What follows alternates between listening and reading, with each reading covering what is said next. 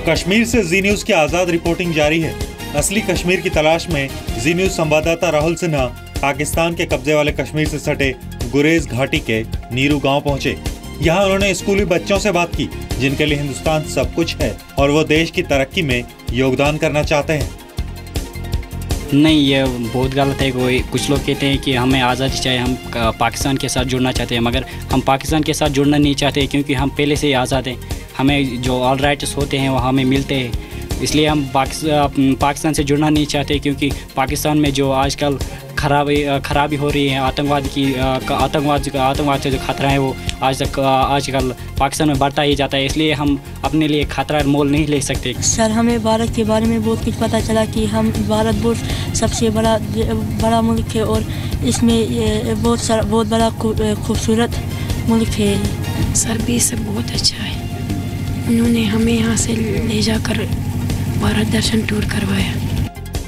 जी news की reporting की गूंज संसद में भी सुनाई दी। लोकसभा में बिहार के मधेपुरा से जन अधिकार पार्टी के सांसद पप्पू यादव ने जी न्यूज की रिपोर्टिंग का जिक्र करते हुए कश्मीर में आतंकवाद को फंडिंग दिए जाने का मुद्दा संसद में उठाया और सरकार से इस मुद्दे पर कार्रवाई की मांग की। 77,000 करोड़ रुपया कश्मीर में अलग अलग चैनलों से आतंकवाद को बढ़ाने के लिए कहां से आ रहा है? आप जानते हैं कि जी न्यूज में भी बहुत सारी चीजों को दिखाया गया कि हिंदुस्तान, सऊदी अरब और ऐसे लोग मस्जिद के माध्यम से इस्लाम 100% टॉलरेंस का नाम है। कश्मीर में 13वें दिन भी तनाव बरकरार है। कई जिलों में कर्फ्यू भी जारी है। राज्य सरकार ने 10 में से 4 जिलों में स्कूलों को आज से खोलने का आदेश दिया है। राज्य के हालात पर चर्चा के लिए मुख्यमंत्री महबूबा मुफ्ती ने आज सर्वदलीय बैठक बुलाई है। हालांकि नेशनल कॉन्फ्रेंस ने इस बैठक का बायकॉट करने का ऐलान किया है। वहीं आज संसद में केंद्र सरकार कश्मीर के हालात पर हो रही चर्चा पर जवाब देगी। इससे पहले कल हुई बहस में बीजेपी सांसद अनुराग ठाकुर ने सवाल उठाया कि पत्थरबाज सुरक्षा बलों पर हमला करेंगे तो क्या वो अपनी सुरक्षा नहीं करेंगे? आपके सुरक्षा बलों पर कोई लगातार पथराव करे, आपकी गाड़ियों से आपको उतार कर फेंका जाए, पेट्रोल बम आपके ऊपर फेंके जाएं, आपके ऊपर लगातार हमले किए जाएं, तो आपके सुरक्षा बल क्या करेंगे? वहीं समाजवादी पार्टी के अध्यक्ष मुलायम सिंह यादव ने कहा कि वो कश्मीर के मुद्दे पर केंद्र सरकार के साथ है। जब तक आतंकवादियों और आतंकवादियों को किनारे नहीं लगाया जाता, उनकी आधार भूमि खत्म नहीं होती, तब तक शांति नहीं हो सकती। इस काम में पूरा देश एक है, आपके साथ पूरा देश एक है गृह मंत्री जी। हालांकि कांग्रेस ने कश्मीर में बिगड़े हालात के लिए केंद्र सरकार को जिम्मेदार ठहराया। जो खास करके कश्मीर राज्य में हालत बिगड़ती हुई हम देख रहे हैं, वह केवल निराशाजनक नहीं लेकिन आश्चर्यजनक हो चुकी है। कश्मीर के मामले में दखल को लेकर भारत की नाराजगी के बावजूद पाकिस्तान बाज नहीं आ रहा।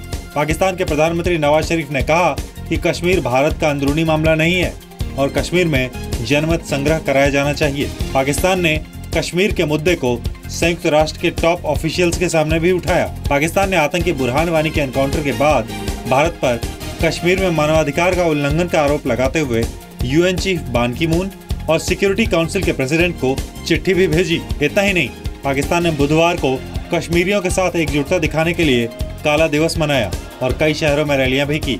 हालांकि ये आयोजन फीका रहा।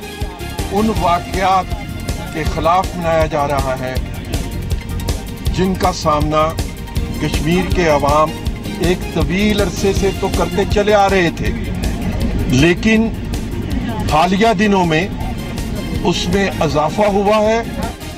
वहीं कल राज्यसभा में केंद्रीय गृह राज्य मंत्री हंसराज अहीर ने खुलासा किया कि कश्मीर में युवाओं को भड़काने के लिए पाकिस्तान अपनी नई रणनीति के तहत बड़े ग्रुप्स और सोशल मीडिया का सहारा ले रहा है।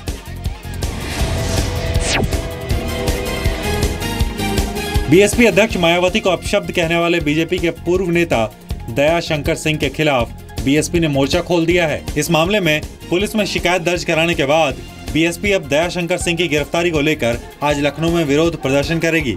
पार्टी ने सभी नेताओं और कार्यकर्ताओं को इसमें शामिल होने के लिए लखनऊ बुलाया है।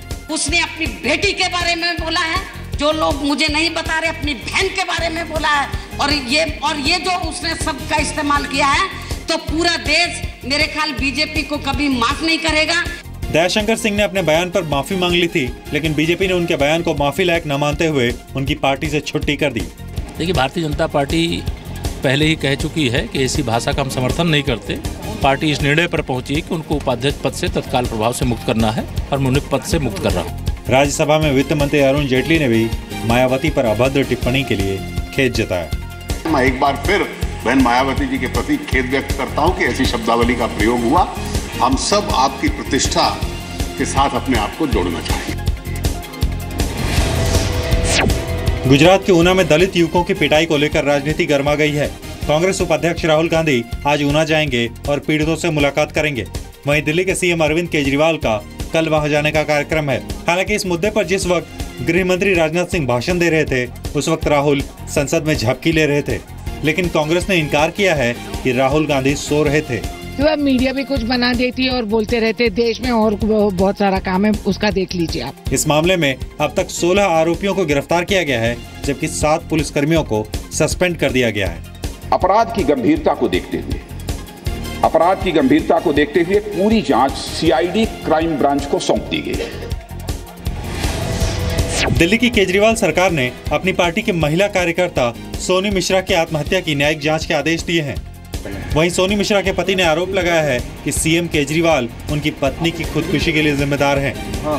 एमएलए के और उसके कुछ आदमियों के खिलाफ नरेला थाने में रिपोर्ट कराई थी, जिनके ऊपर अभी कोई सेटिस्फाइड कोई रिजल्ट नहीं आया था और लगातार मेरी पत्नी को ये धमकियाँ दी जा रही थी, टॉर्चर किया जा रहा था। उसके पार्लर में गुंडे आ रहे थे, बहुत ही ज़्यादा प्रेशर में आ गई थी, बहुत ही ज़्यादा वो डिप्रेशन में आ गई थी।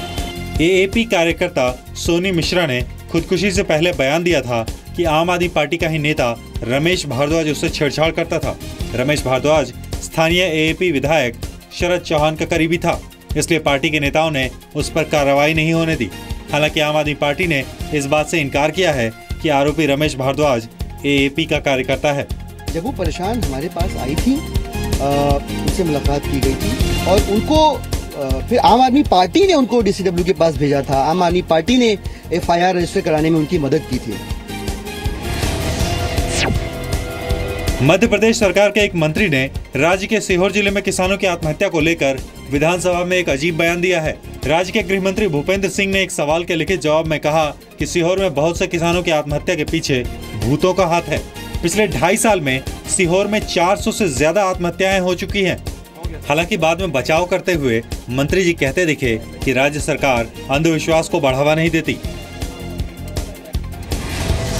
कश्मीर में सेना सिर्फ लोगों की सुरक्षा ही नहीं कर रही, बल्कि उनकी जिंदगी बचाने की मुहिम भी चला रही है। सेना का ऐसा ही मानवीय चेहरा बारामूला में देखने को मिला। सेना की आरआर बटालियन ने दिलेरी दिखाते हुए 18 साल के एक युवक मुशर्रफ की जान बचाई। मुशर्रफ बारामूला के ख्वाजाबाग इलाके में झेलम नदी में गिर गया था, जिसके बाद बटालियन ने उसे बचाने के लिए रेस्क्यू ऑपरेशन शुरू किया। ड्रैगर डिवीजन 2 रेस्क्यू बोट्स और पैरा बटालियन के डाइवर्स के साथ पहुंची और मिशन को अंजाम दिया।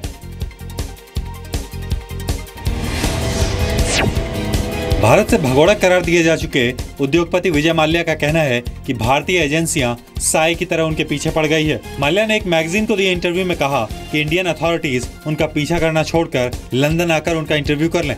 माल्या ने यह भी कहा कि उनका फिलहाल भारत आना संभव नहीं है, क्योंकि उनका डिप्लोमेटिक पासपोर्ट वापस ले लिया गया है।